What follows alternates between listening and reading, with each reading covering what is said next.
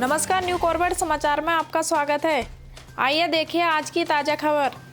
रामनगर में 2 माह पूर्व संदिग्ध परिस्थितियों में मिले 42 वर्षीय मुस्तकीम नामक व्यक्ति का शव कॉर्बेट पार्क के ढेला रेंज में छत बिछत हालत में मिला था।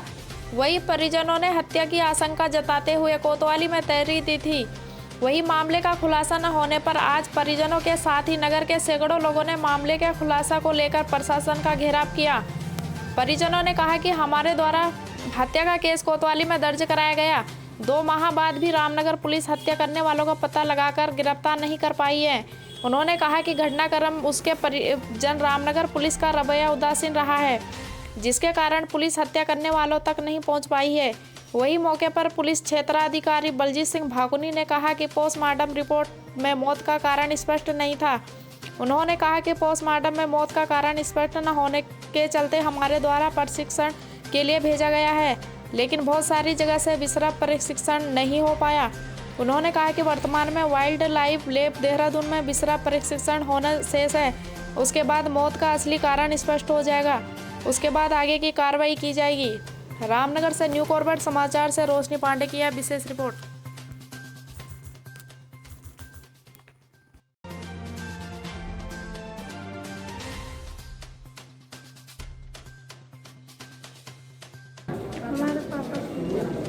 क्या पुलिस की तरफ से क्या कार्रवाई की जा रही है, आपको कुछ पता है? कोई कार्रवाई क्या कार्रवाई चाहते हैं आप? को प्रशासन द्वारा को मुआवजा भी दिया गया आपको? कुछ नहीं। तो क्या कहना चाहेंगे प्रशासन को मुआवजे के लिए और कातिल को पकड़ने के लिए? इसमें पुलिस प्रशासन की लापरवाही थी। उसकी हत्या हुई है, उसके टुकड़े जगह जगह लाशें के टुकड़े मिले हैं, कपड़े उसके अलग पड़े मिले, बीड़ी सिगरेट अलग जो है पड़ी मिली, उसकी चप्पलें अलग पड़ी मिली, मोबाइल अलग पड़ा मिला और उससे प्रतीत नहीं होता है कि किसी जानवर ने उसे खाया होगा। तो हम चाहते हैं कि उसकी हत्या हुई है और उसकी निष्पक्ष जाँच हो। उसके परिवार के लोगों को वो मुआवजा मिलना चाहिए ताकि उस गरीब के परिवार का छोटे छोटे बच्चे हैं उनका पालन पोषण होकर, और या उसकी पत्नी को कहीं एक नौकरी मिलनी चाहिए सरकारी। अभी प्रशासन से आप मिले हैं, प्रशासन का क्या कहना है इसके बारे में? प्रशासन ने अभी तक उसमें कोई कार्रवाई नहीं की है। उन्होंने फॉरेंसिक जांच के लिए रिपोर्टें भेजी हुई हैं और उनकी जो देहरादून से जो जांच आने वाली है उसका उन्होंने कहा कि हवाला दिया है कि उसके बाद हम कुछ कार्रवाई करेंगे। लेकिन हमने कहा अभी तक जो कार्रवाई हुई है, जहां पैसे लेने गया था, किससे लेने गया था, क्या बात हुई, उसकी कॉल डिटेल से पता चलना चाहिए कि किस किस से बात हुई। उनको कम से कम जाँच के दायरे में तो रखना चाहिए, किसी को बैठा के उससे पूछना चाहिए। पुलिस के द्वारा अगर ठोस कार्रवाई नहीं की गई तो आपका अगला कदम क्या होगा? इसमें अगर ठोस कार्रवाई नहीं की, उसको न्याय नहीं मिला, अगर उसके परिवार के लोगों को मुआवजा नहीं मिला तो हम यही धरना देंगे, आमरण अनशन करेंगे, चाहे कुछ भी करेंगे, प्रशासन की ईंट से ईंट बजाने का काम करेंगे।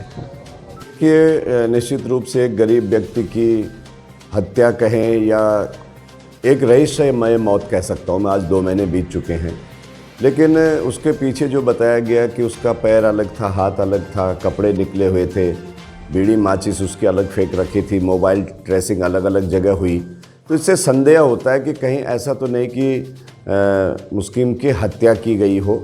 लेकिन कहीं ना कहीं पुलिस जांच में, मैं पुलिस वालों को भी इस पर कटघरे में खड़ा करता हूं कि उनको जांच अच्छी तरह से करनी चाहिए, क्योंकि एक गरीब व्यक्ति उम्मीद रखता है कि अगर हिंदुस्तान में मुझे कुछ मिलेगा तो न्याय मिलेगा, लेकिन आज भी 2 महीने बाद भी पुलिस की कार्रवाई आगे नहीं बढ़ी। इसलिए पूरा मुस्लिम समाज एकत्रित होकर के मैं भी वहाँ पर आम आदमी पार्टी के प्रदेश उपाध्यक्ष के नाते गया था और आज हमने सीओ और कोतवाल और एसडीएम से जवाब इसका मांगा, जिसमें सीओ साहब ने जवाब दिया है कि अभी हमने जो है कि वन्य जीव फॉरेंसिक लैब जो है देहरादून में विसरा भेज रखा है, वहाँ से रिपोर्ट आएगी कि टाइगर ने उसे मारा है या क्या चीज़ है। तो जहाँ वहाँ पे पूरी जो जनता उमड़ पड़ी थी, इसलिए कि भाई न्याय मिलना चाहिए। उनके 2-3 छोटे छोटे बच्चे हैं, बेचारे जो है कि वो अनाथ हो गए। आज घर में कमाने वाला कोई नहीं है, लेकिन वाकई में सरकार की तरफ से भी सिर्फ पूरी घोषणाएं या टेलीविज़न पे ऐड दे देने से काम नहीं चलेगा।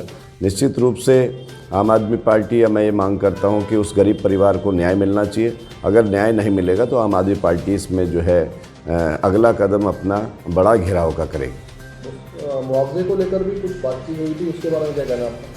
मुआवजे के लेकर बातचीत हुई थी, लेकिन एसडीएम साहब से जैसे पूछा गया तो हीला हवा लिया, यानी शासन प्रशासन सिर्फ पल्ला झाड़ने का काम करता है। उन्हें त्वरित कोई चीज़ हो तो उसको निपटाते हैं, बाकी चीज़ें फाइलें धूल फांकती रहती है। और निश्चित रूप से इसीलिए हम चाहते हैं कि आम आदमी की सरकार है, व्यवस्था परिवर्तन हो तो हम कैसे काम होता है जैसे जिस प्रकार से दिल्ली में हो रहा है, लोगों को न्याय मिल रहा है, लोगों को सुविधाएं मिल रही है, यहाँ भी हूँ। अगर जैसे पुलिस प्रशासन द्वारा कोई ठोस कार्रवाई नहीं की गई तो आम आदमी पार्टी के द्वारा अगला क्या ठोस कदम उठाया जाएगा?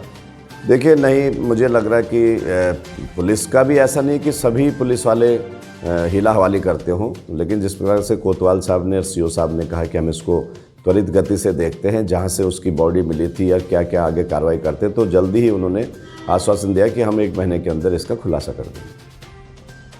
सर, ये मुस्तकीम के परिजनों ने आज जो हंगामा किया है, बहुत लंबे समय से इसके कातिल को पकड़ा नहीं गया है, क्या कार्रवाई की जा रही है आपके द्वारा इसमें अभी तक? देखिए, मुस्तकीम का शव मिलने के उपरांत हमारे द्वारा पीएम और पोस्टमार्टम की कार्रवाई की गई है, जिसमें पीएम रिपोर्ट में कॉज ऑफ डेथ स्पष्ट नहीं हो पाया। कॉज ऑफ डेथ स्पष्ट नहीं होने के कारण हमारे द्वारा परीक्षण के लिए अलग अलग जगह भेजा गया है, लेकिन वर्तमान समय में वाइल्ड लाइफ लैब देहरादून में उसका परीक्षण होना शेष है। जैसी परीक्षण रिपोर्ट आती है और कॉज ऑफ डेथ आता है, अग्रिम कार्रवाई तदनुसार की जाएगी। सर, मुआवजे की मांग भी कर रहे हैं, उसमें क्या कार्रवाई होगी? देखिए, मुआवजे की मांग ये अलग फ्रंट अलग तरीके से किया जा सकती है। अगर सरकार द्वारा कोई इसमें निर्धारण किया जाता है, हमें कोई आपत्ति नहीं है कि किसी भी गरीब आदमी को या जिसको ज़रूरत है उसको मुआवजा दिया जा सकता है।